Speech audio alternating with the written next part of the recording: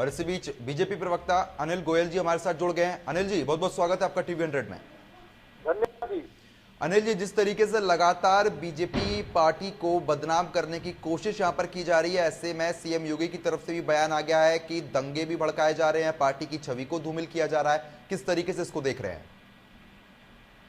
मेरा ये कहना है कि सही मायनों में जो पीड़ित परिवार है उसको तो इंसाफ मिलना चाहिए, लेकिन इसके पीछे जो साजिश करता है उनका पर्दाफाश भी होना चाहिए। और ये क्या है कि चुनाव जीतने के लिए, वोटों को हासिल करने के लिए, वातावरण खराब करने के लिए जो पर्दे के पीछे जो लोग हैं वो बिल्कुल सामने आने चाहिए, उनको सजा मिलनी चाहिए। पीड़ितों के साथ न्याय हो और षड्यंत्रकारियों को सजा मिले। अब आपने एक बात देखा होगी, हाथरस की घटना भी दुखदपूर्ण है, बलरामपुर की घटना भी दुखदपूर्ण है, लेकिन इन सबको हाथरस दिखाई देता, बलरामपुर दिखाई नहीं दे रहा। इसलिए मैं दोनों यूपी में है, दोनों के सीएम योगी जी हैं। मेरा कहना मतलब ये कि ये जो एक षड्यंत्र के तहत यूपी के अंदर दंगा कराने की पॉलिसी है, या षड्यंत्र के तहत ही यूपी में एक आपस में बांटने का तरीका है, और ये किसी तरीके से वोटों की जो खेती हो रही है ये नहीं होने दी जाएगी। निश्चित तौर पर जो भी षड्यंत्रकारी हैं उनको बख्शा नहीं जाएगा, जो भी पीड़ित है उनको न्याय मिलेगा, और उसके अंदर जिन्होंने भी लापरवाही हुई है, जो प्रशासनिक अधिकारी हैं, उनको भी नहीं बख्शा जाएगा। बिल्कुल योगी जी का, भारतीय जनता पार्टी का, नरेंद्र मोदी सरकार का है कि पीड़ित को मदद मिले, षड्यंत्रकारी फेल हो, और प्रशासन को गलती की गुंजाइश ना हो, और प्रशासन गलती करता है तो उसको भी सजा मिले। और इससे ज्यादा स्पष्ट सरकार की पॉलिसी कोई नहीं हो सकती। ऐसे में जो 4 आरोपी हैं, उन्होंने एसपी को पत्र लिखकर ये बोला है कि हम निर्दोष हैं। नहीं, ये जो 4 जो है उन्होंने जो बोला हम निर्दोष है, जांच होगी, जांच में पता चल जाएगा वो दोषी हैं या निर्दोष है। अगर ये हमारा कानून भी कहता है कि कोई भी निर्दोष फंसना नहीं चाहिए, लेकिन अगर वो निर्दोष नहीं है तो जांच में पूरा मदद करें, जांच में सहयोग करें, जांच के होने के बाद में अगर वो निर्दोष होंगे तो बच जाएंगे। मेरा कहने का मतलब बिल्कुल निष्पष्ट है कि किसी के कहने से कोई निर्दोष नहीं होता। जांच के दायरे में आने के बाद में जो निर्दोष साबित होगा वो निर्दोष है। और हम किसी भी कीमत पर उत्तर प्रदेश की जनता को गृह युद्ध में नहीं धकेलने देंगे। उत्तर प्रदेश की जनता को शांतिपूर्वक रहने का अधिकार है, और उसके शांति व्यवस्था को कायम रखने की जिम्मेदारी हमारी है, योगी सरकार की है, और वो बस उसको निभा रही है, निभाएगी। और षड्यंत्रकारियों को आपके चैनल के माध्यम से भी उनको सीधा संदेश ये है कि वो अपने शरण से बाजाए, यूपी को आराम से डेवलप होने दे, आगे बढ़ने दे, और यूपी की जनता को आराम से भाईचारे के साथ में रहने दे। अनिल जी, एक को छोड़ दिया, एक को दंड दे दिया, ऐसा क्यों? नहीं, इसमें बिल्कुल इनका अपना कहना अपनी जगह पर ठीक है, लेकिन बख्शा किसी को नहीं जाएगा। जो भी दोषी होगा उस दोषी को सजा मिलेगी, चाहे षड्यंत्रकारी हो, चाहे प्रशासन में लापरवाही करने वाले हो। प्रशासन के अधिकारी के सर मैं एक बात कहना चाहता हूँ आपसे जी। आप ये बात देखें कि राजस्थान के अंदर कितने कांड हो रहे हैं। प्रियंका गांधी को, राहुल गांधी जी को राजस्थान बिल्कुल याद नहीं आ रहा, उनको बलरामपुर याद नहीं आ रहा, उनको सिर्फ हाथरस याद आ रहा है। आप ये देखें कि जो राजनीतिक दल हैं उनकी नियत क्या है। उनकी नियत देश में शांति फैलाने की है या अशांति फैलाने की है। देश में शांति रहे उसमें खुश है, या देश में अशांति रहे उसमें खुश है। नहीं, देखिए, सियासत तो इस मुद्दे पर लगातार जारी है, सियासत तो कर ही रही है विपक्षी पार्टी, ये तो साफ देखने को मिल रहा है। क्योंकि राहुल गांधी अगर हाथरस पहुंचे थे तो उन्हें राजस्थान भी जाना चाहिए था, लेकिन वो नहीं गए। ऐसे में सियासत तो लगातार हो रही है, लेकिन आप लोगों की तरफ से अब क्या कुछ नया देखने को मिलेगा? इस मामले को दबाया तो नहीं जाएगा? क्योंकि जो पीड़ित का भाई है वो अपने अलग तरीके के बयान दे रहा है। एक गवाह भी सामने आ गया, आई विटनेस है, उसने साफ तौर पर यह बयान दिया है कि लड़की बिल्कुल ठीक थी, चलने के हालत में थी, हड्डी नहीं टूटी हुई थी, लेकिन पोस्टमार्टम में यह आ रहा है कि हड्डी टूटी हुई है। नहीं, मेरा ये कहना है कि ये जो पीड़ित परिवार है ये ईमानदारी से शासन प्रशासन के साथ खड़ा होकर के जांच में पूरा सहयोग दे, किसी के भी बहकावे में आकर के बयानों को तोड़ो मरोड़े नहीं। निश्चित तौर पर जो षड्यंत्रकारी हैं वो कहीं ना कहीं पीड़ित परिवार को बहका करके या प्रेशर में लेकर के या गलत तरीके से समझा करके अगर गलत बयानीबाजी करा रहे हैं, वो तो बहुत और भी गंभीर मामला है। अगर गलत बयानी करा रहे हैं तो ये बहुत गंभीर मामला है। आज पीड़ित परिवार को न्याय चाहिए और न्याय सच बोलने से मिलेगा। जहां भी जो कमियां हैं, अगर किसी के कहने से कुछ गलत हुआ है, मैं इसमें कहीं भी शासन प्रशासन को नहीं बचा रहा, मैं इसमें कहीं भी अपनी सरकार की जिम्मेदारी से पीछे नहीं हट रहा, लेकिन सच्चाई जानने के लिए, अब जैसे सीबीआई जांच की बात हमने करी है, अब वो कह रहे हम सीबीआई जांच नहीं कराएंगे। नार्को टेस्ट की हम बात कर रहे हैं, वो कह रहे हम नार्को टेस्ट नहीं कराएंगे। आप एक बात बताइए, जब सब कुछ ठीक है, सब दूध का दूध पानी का पानी है, तो हमको सीबीआई जांच में क्या दिक्कत है? हमको नार्को टेस्ट में क्या दिक्कत है? इसका मतलब कहीं ना कहीं अगर हम जिस चीज को मना करते हैं तो कोई जो मना कर रहा है वो कहीं ना कहीं शक के घेरे में अपने आप आ जाता है। ये क्यों मना कर रहा है? अगर ये सब कुछ ठीक है और तो इसकी जांच होने दो और जो भी दोषी उसको सजा मिलने दो। प्रश्न क्या है कि इसके अंदर लोग राजनीति कर रहे हैं और हमारा जो पीड़ित परिवार है वो कहीं ना कहीं उस राजनीति का हिस्सा उन्होंने बनाने की कोशिश करी है। पीड़ित परिवार कितना बना है कितना नहीं बना, ये पीड़ित परिवार जानेगा कि वो कितना उसका हिस्सा बन रहा है कितना नहीं बन रहा। वो ईमानदारी से प्रशासन शासन को जांच में सहयोग दे रहा है या नहीं दे रहा। और मैं तो उल्टा कहता हूं, सारे विपक्षी दल कहते हैं हर चीज के लिए सीबीआई जांच कराओ, और अगर इसकी सीबीआई जांच बैठा दी जाती है तो उसका विरोध होता है, नार्को टेस्ट होता है तो इसका विरोध होता है। तो निश्चित तौर पर ये सब जो चीजें हैं वो कहीं ना कहीं विपक्षी दल अपने वोटों की राजनीति सेकने के लिए, उत्तर प्रदेश में बवाल पैदा करने के लिए, उत्तर प्रदेश में दंगे फैलाने के लिए, उत्तर प्रदेश में आपस में हिंदुओं को बांटने के लिए, ये सब एक कांड, ये सब उनका एक सोच समझी साजिश के तहत वो ये सब कर रहे हैं। बलरामपुर क्यों नहीं गए जी?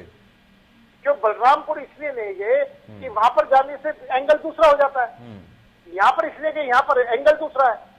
तो ये जो सिस्टम है, और हम किसी भी कीमत पर किसी भी षड्यंत्रकारी को, विशेष करके हम किसी भी षड्यंत्रकारी को नहीं बख्शेंगे, चाहे हमें कहीं तक भी जाना पड़े, कितनी बड़ी जांच करनी पड़े और कितने भी बड़े से बड़ा षड्यंत्रकारी होगा वो नहीं बचेगा। बिल्कुल। गोयल जी, जिस तरीके से आरोप प्रत्यारोप का दौर तो यहाँ पर जारी है, विपक्ष भी आप लोगों के ऊपर लगातार सवाल उठा रहा है, आप लोग उनके ऊपर सवाल उठा रहे हैं, ऐसे में विपक्ष भी साफ तौर पर यही कह रहा है कि बीजेपी सरकार कोई काम नहीं कर रही है, इस तरीके के जो मुद्दे हैं वो लगातार दबाने की कोशिश की जा रही है। मैं ये कह रहा हूँ कि ये विपक्ष कह रहा है बीजेपी सरकार कुछ नहीं कर रही है। तो राजस्थान के अंदर जो कांड हुआ है वहां तो कांग्रेस की सरकार है, वहां पर ये जो बलात्कार हो रहे हैं, वहां पर पूरा राजस्थान क्राइम कंट्री स्टेट बन गया है, और प्रियंका के राहुल की वहां सरकार है। कम से कम प्रियंका गांधी राहुल गांधी ने जाकर के उस सरकार को लताड़ना चाहिए, उस सरकार को देखना चाहिए। अब आप एक फर्क देखें, उत्तर प्रदेश के अंदर कांड हुआ, सीधा हमारे प्रधानमंत्री नरेंद्र मोदी जी ने उत्तर प्रदेश के मुख्यमंत्री को कहा कि कोई भी दोषी बख्शा नहीं जाना चाहिए, और इमीडिएटली तब एक्शन लिए गए, जो चाहे एसआईटी का गठन का मामला हो, चाहे सीबीआई जांच का मामला हो, चाहे नार्को टेस्ट का मामला हो। लेकिन इसके उलट राजस्थान में दवाई चीज राजस्थान में जा रही है, चीजों को ढका राजस्थान में जा रहा है, उत्तर प्रदेश पूरी तरीके से एक्शन में है, लेकिन आरोप उत्तर प्रदेश में लगा रहे हैं। और ये कथनी और करनी का जो अंतर दिखाई दे रहा है, देश की जनता देख रही है। और सबसे बड़ी बात है कि ये टीवी का माध्यम, आप सबका जो टीवी का माध्यम है, इस माध्यम से जिसको नहीं पता उसको भी पता चल रहा है कि इनके जो कांग्रेसी दोगली पॉलिसी कर रहे हैं, विपक्षी दल जो डबल पॉलिसी खेल रहे हैं कि यूपी के मामले में बोल रहे हैं, राजस्थान के मामले में चुप है, हाथरस के मामले में बोल रहे हैं, बलरामपुर के मामले में चुप है। तो ये जो बोल रहे हैं और जो चुप है, तो ये सब पूरी देश की जनता इस बात को देख रही है कि ये जो है सिर्फ और सिर्फ राजनीति करने के लिए आपस में भिड़ा रहे हैं, दंगे की राजनीति कर रहे हैं, लाशों की राजनीति कर रहे हैं। और जहां पर इनको काम करना चाहिए, जहां पर इनको एक्शन लेना चाहिए, राजस्थान के अंदर पूरी तरह से चुप्पी साधे में, वहां पर एक्शन ले नहीं रहे हैं, वहां पर पीड़ित परिवार की सुनी नहीं जा रही है, वहां पर पीड़ित परिवार कह रहा है कि भाई प्रियंका जी से राहुल जी आप हमें भी आके देख लो, आप यूपी में जाके देख रहे हो तो कम से कम राजस्थान में जाके देख लो हमारे यहाँ साथ कितना बुरा हुआ है। मुख्यमंत्री सुनने होते चलिए ठीक है, मुख्यमंत्री लगातार अधिकारियों को कड़े निर्देश भी देते रहते हैं कि इन तरीके की बयानबाजी से बचें और अपना काम सही तरीके से करें। उसके बाद भी एसपी को हटा दिया, लेकिन डीएम को क्यों छोड़ दिया? बड़े सवाल तो ये उठ रहे हैं ना, जब डीएम के बयानबाजी इस तरीके से आपने सुनी ही होगी कि अगर आपकी लड़की कोरोना से मर जाती तो मुआवजा मिलता क्या, उसके बाद भी उस पर कोई कार्रवाई नहीं। एक तो आप ये बात समझ लें कि हर चीज का एक दायरा है और उस दायरे में बैठ कर के हमें काम करना है। दायरा है, लेकिन जब आंखों के सामने सब कुछ होता है फिर आंख बंद करने का क्या फायदा? नहीं, आंख बंद करने का मतलब ही नहीं है, बिल्कुल आंख बंद करने का मतलब नहीं है। डीएम भी जांच के दायरे में है और डीएम को भी देखो, हर चीज का कहीं ना कहीं कानूनी पहलू को भी ध्यान में रखना पड़ेगा। हर चीज को जो शासन है वो नियम से चलता है, वो हमारे और आपके सीधे फैसले। अभी जैसे पिछली बार आपके डिबेट में कही थी कि मैं गोली मार देता, अब वो गोली वो मार दे, आदमी कुछ भी कह सकता है, लेकिन शासन प्रशासन तो कानून से चलेगा। मैं वही बात तो कह रहा हूँ, जब सीएम योगी, मैं उसी बात को बोल रहा हूँ कि सीएम योगी लगातार कार्रवाई करते हैं, लेकिन ये अधिकारियों की जो मनमानी है ना, इससे भी जनता परेशान है।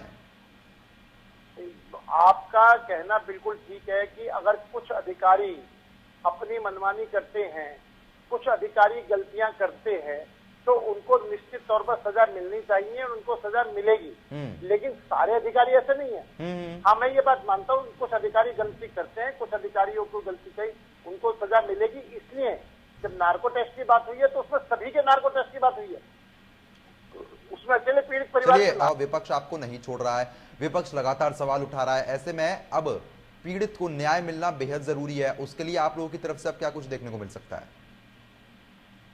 पीड़ित को पूरा न्याय मिलेगा, पीड़िता के साथ पूरी हमारी सिंपैथी है, सहानुभूति है और उसको सरकार पूरी तरीके से न्याय दिलाएगी। मैं तो सिर्फ पीड़िता से एक निवेदन जरूर करना चाहता हूं। अगर ऐसे अधिकारी रहेंगे तो न्याय मिल पाएगा? सर, मैं पीड़ित परिवार से सिर्फ एक निवेदन जरूर करना चाहता हूं कि वो जांच में ईमानदारी से सहयोग दें और अगर कहीं भी उनको ये लगता है कि हमारी नहीं सुनी जा रही है और हमारी बातों को कहीं नजरअंदाज करा जा रहा है या हमारी बातों को तोड़ा मरोड़ा जा रहा है, तो उच्च अधिकारियों से मिलकर के अपनी शिकायत बिल्कुल दर्ज कराएं, पूरा सहयोग दें। और मैं खुद एक पीड़ित परिवार को आपके टीवी के माध्यम से श्योर करना चाहता हूं कि सरकार पूरी तरीके से उनके साथ खड़ी है। किसी भी निर्दोष को सजा ना मिले और दोषी किसी कीमत पर ना बचे, निर्दोष को सजा ना, और षड्यंत्रकारियों का षड्यंत्र सामने आए। सरकार इस पर काम कर रही है, करेगी और निश्चित तौर पर आपको ये दिखाई देगा कि आप षड्यंत्रकारी के पीछे पड़ गए हैं, लेकिन आप इस बात के पीछे नहीं पड़ रहे हैं कि न्याय कैसे मिले पीड़िता को। तो कानूनी प्रक्रिया है और कानूनी प्रक्रिया पूरी होने में, अब जैसे फास्ट ट्रैक कोर्ट में केस हमने भेजा ना जी, फौरन फास्ट ट्रैक कोर्ट में भेजने की बात करी। जो सरकार को जहां तक सरकार के काम करने के हैं वहां तक पूरी तरीके से एक्टिव है। अब सरकार फास्ट ट्रैक कोर्ट पर केस भेजेगी, फैसला कोर्ट ने करना है, फैसला जांच एजेंसी ने करनी है, फैसला कोर्ट ने करना है। सरकार देरी ना, जल्दी से जल्दी न्याय दिले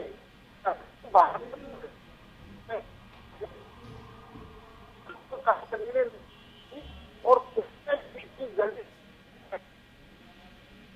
जी। अनिल गोयल जी, आपकी आवाज हम तक साफ नहीं पहुंच पा रही है।